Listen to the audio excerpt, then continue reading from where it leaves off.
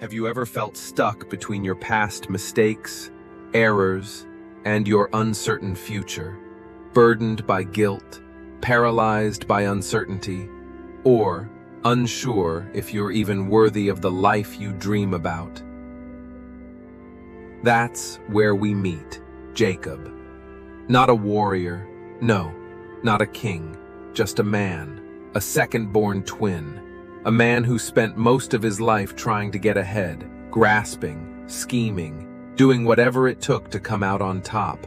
But in his pursuit of this, Jacob made some poor choices, wrong decisions that nearly destroyed his destiny. Jacob tricked his own brother Esau, not once, but twice. First, trading a bowl of meal for Esau's birthright, then tricking their father Isaac into giving him the blessing that rightfully belonged to his brother. And when Esau discovered what had been done, he was furious.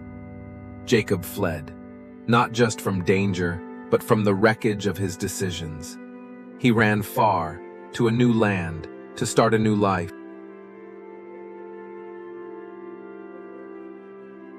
Years passed. Jacob married, had children, acquired wealth, livestock, influence.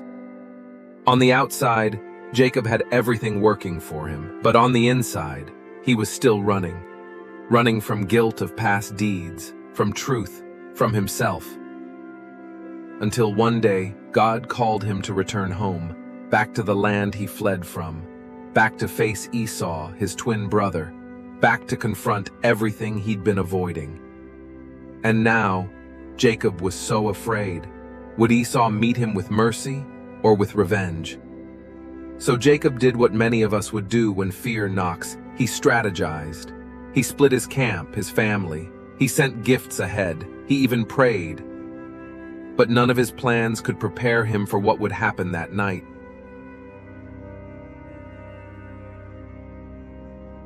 Jacob had sent his wives, his children, his servants, all across the river. And now, he stood alone. Just him, the darkness, and the weight of what lay ahead. And then, out of the shadows, a figure emerged.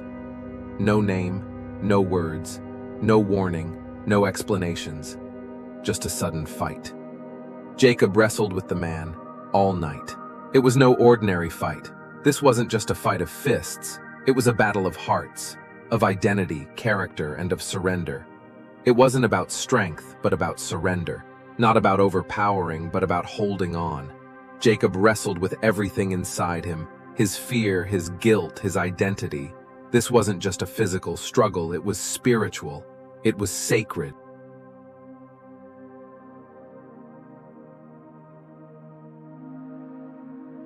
Hour after hour, he clung to the stranger with desperation, and just before the break of dawn, the man reached out and touched Jacob's hip. A single touch, and Jacob's hip was dislocated. Pain surged through him. But he did not let go. He held tighter. He clung harder, as if his entire future depended on it.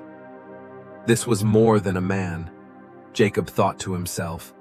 This was a divine encounter, a holy moment wrapped in mystery and pain.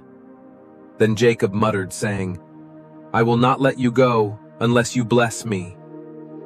And then something changed. The pain became purpose. And the man calmly asked, "What is your name?" "Jacob," he answered.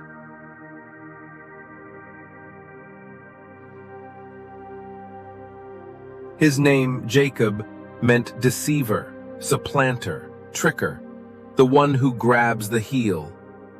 The name had defined him for years, but not anymore.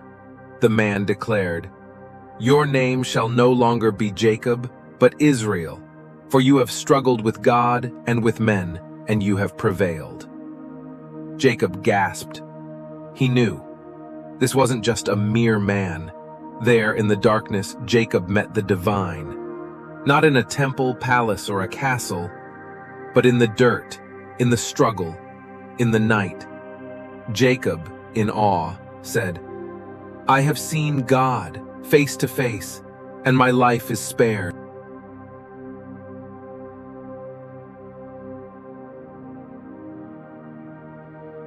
As the sun rose above the horizon, Jacob limped away from that place, wounded yet transformed, broken yet blessed. He named the place Peniel, meaning face of God, because there in that lonely place he had seen the Almighty and lived. Jacob no longer needed to run. He no longer needed to pretend. The man who once grasped and deceived was now the man who clung and believed. Soon after, he met Esau, not with weapons, but with tears, not in fear, but in peace. Because while Jacob had wrestled that night, God had been working on Esau's heart too. Jacob's limp would never leave him, but neither would the blessing, and neither would the name. Israel, a man who wrestled with God and was never the same again.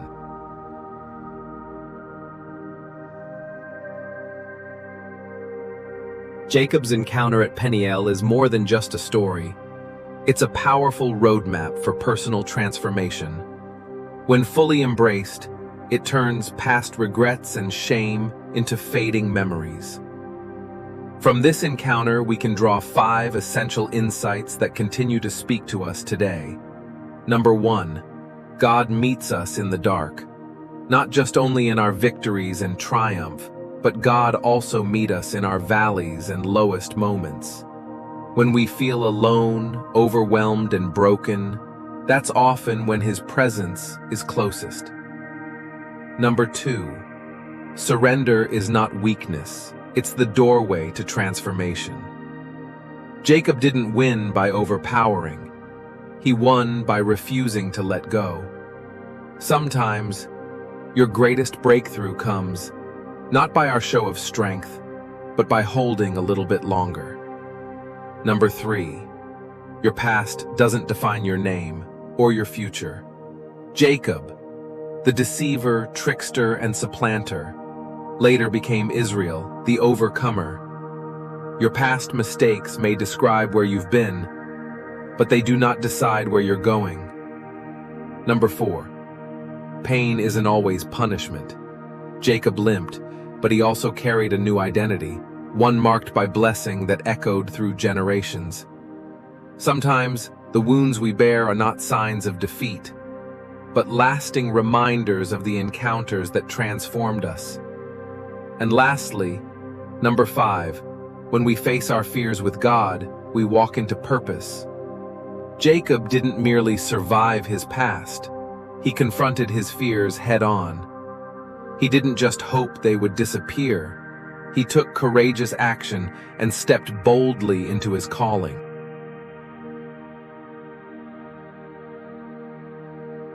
So the next time you find yourself wrestling in the night, wrestling with your fears, your past, your future, don't give up, don't let go, because that might just be the moment God is about to rename you, reshape you, and release you into the life He intended for you.